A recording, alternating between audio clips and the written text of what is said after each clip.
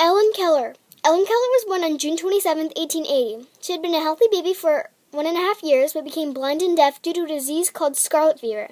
Ellen learned that if she felt lace and ruffles on her mother, she was going to go someplace. If someone handed her a nightgown, she knew it was time for bed. This helped because day and night looked the same to her.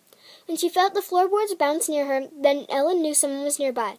Ellen wanted people to understand her, so she made up signs to tell people what she wanted. She had more than 60 signs. But Ellen's mother was too busy to play with her. She had a baby sister now. Her name was Mildred. When Ellen wanted to run into her mother's arms, when she was scared or frightened, the baby was already there, taking her place. Her mother gave her a doll to feel better. When Ellen went to go put her doll in her crib, Mildred was already lying there, taking the doll's place now. First Ellen's and now the doll's place? This was too far. Ellen growled and tipped over her crib with Mildred in it.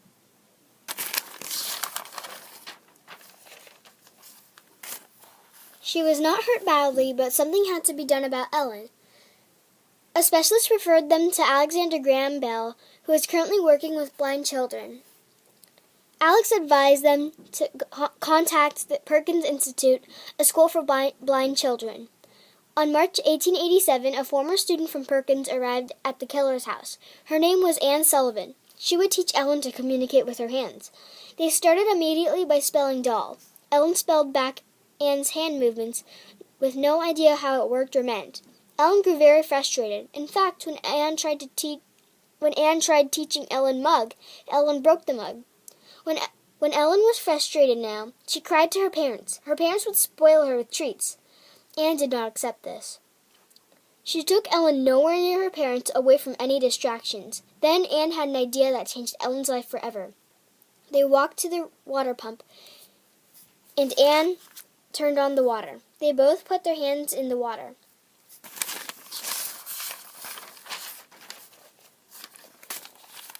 Anne spelled water in Ellen's hands. Ellen began to spell back, W-A-T. She grew excited. Water was the wet, cool stuff on her hands now. Ellen demanded Anne to spell to her all the familiar objects in the world. Then she pointed to Anne. Anne spelled teacher. Then she pointed to herself, Ellen. This was the beginning of a lifelong relationship. Ellen attended Radcliffe College in 1900. She graduated in 1904, becoming the first deaf-blind person to earn her Bachelor of Arts degree. Determined to communicate formally, Ellen learned to speak. In fact, she spent most of her life giving speeches.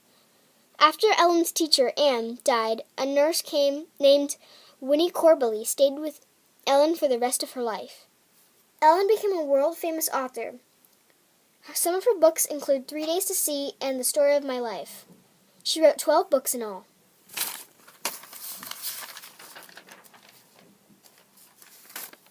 Ellen devoted much of her life to raising funds for the American Foundation for the Blind. She suffered a series of strokes in 1961.